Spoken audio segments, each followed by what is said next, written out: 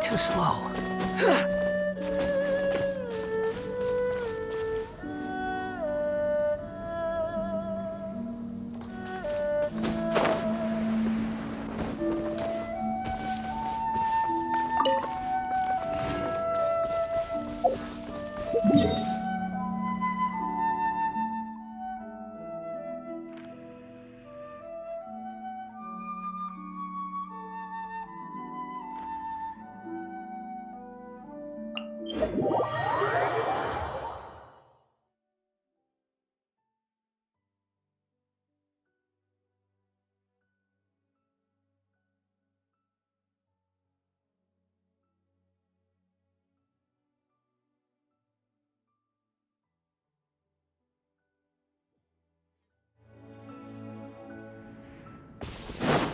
Quit following me.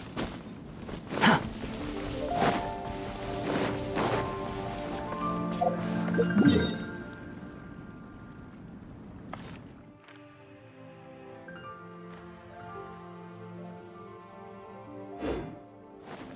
Quit following me.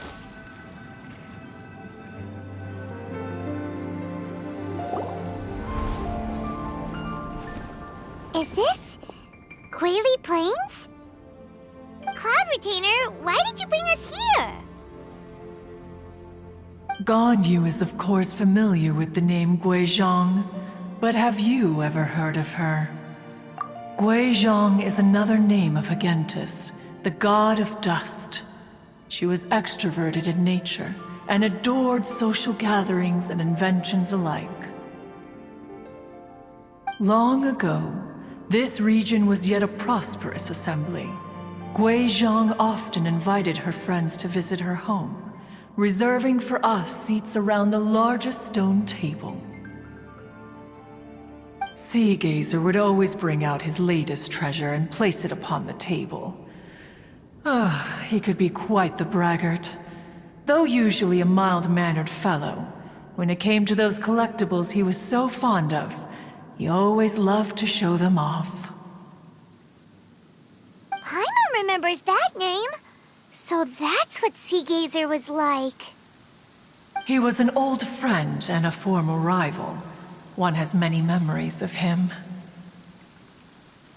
Once he had brought out the treasure, it would predictably become the center of attention. Neither Guizhong nor one was content to let him just steal the spotlight. So we would then also present our proudest mechanical creations. As Adepti, we were each gifted in our own ways, and naturally proud of our accomplishments in our respective fields of expertise. As a result, one often quarreled with Sea Gazer. His treasures were not even of his own making. He just used his exploration skills to dig them out of the ground. How, pray tell, could he compare to me, when every single one of one's accomplishments were crafted by one's own hand? Cloud Retainer, you are getting competitive again. One digresses. Regardless, every time an argument occurred, Guizhong would come over to watch us during our mutual lambastics. On some occasions, she would join in, and on others, she'd take one of us by the limb and start uttering the most ridiculous nonsense. What kind of nonsense? No kind of nonsense were we spared.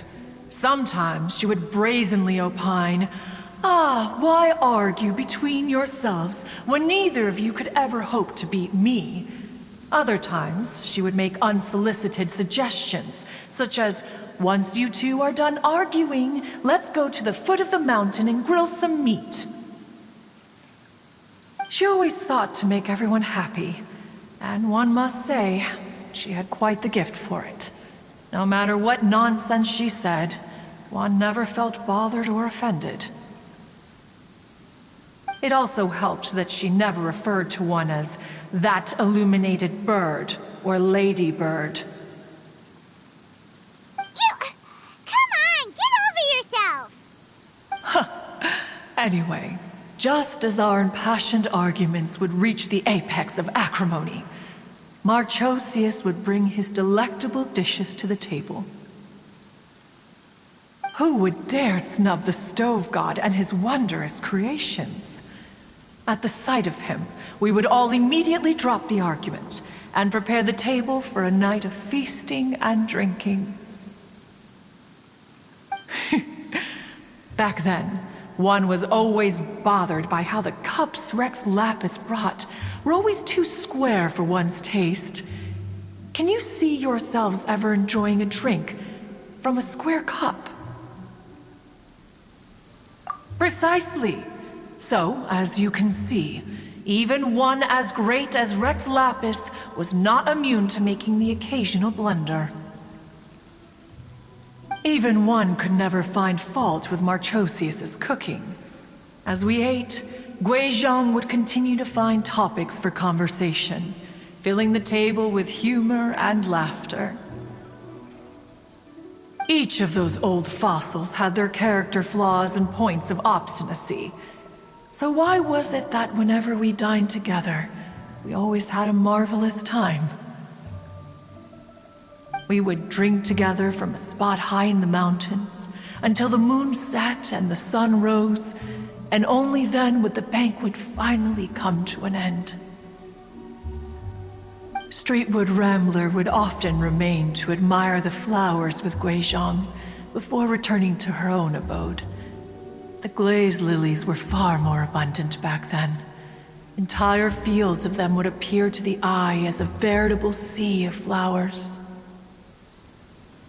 Streetward Rambler?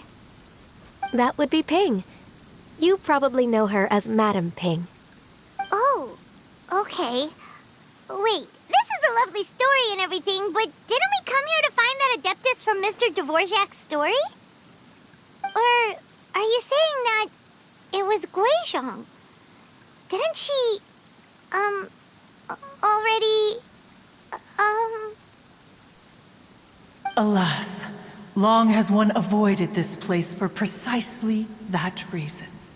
The sights here are a reminder of a time long gone, and evoke much sorrow. One should have guessed that you would disrupt one's poignant moment of mourning with your incessant questioning. No matter, one will share the whole story with you now.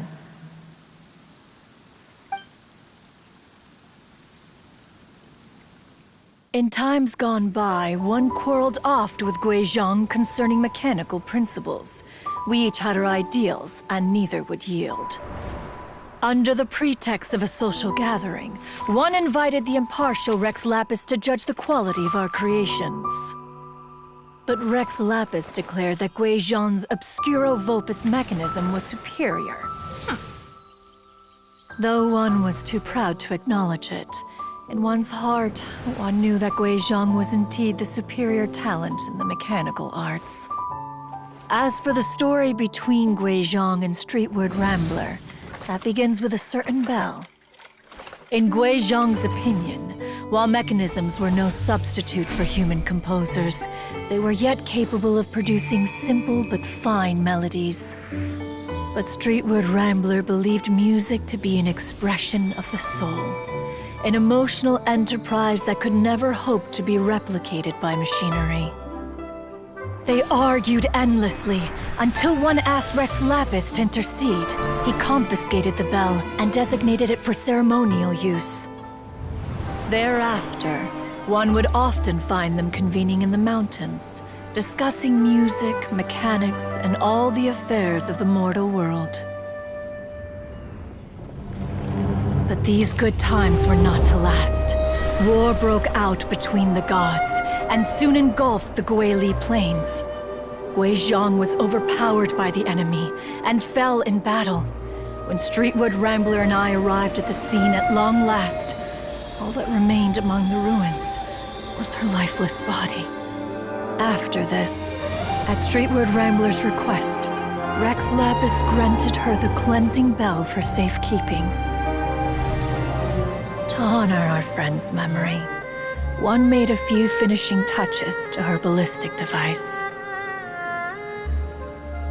Many lantern rites have passed since then.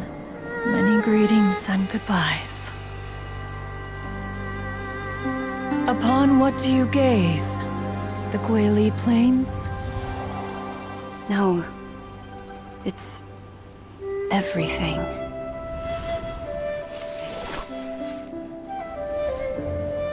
We think of human life as like a lantern that's lit one minute and extinguished the next.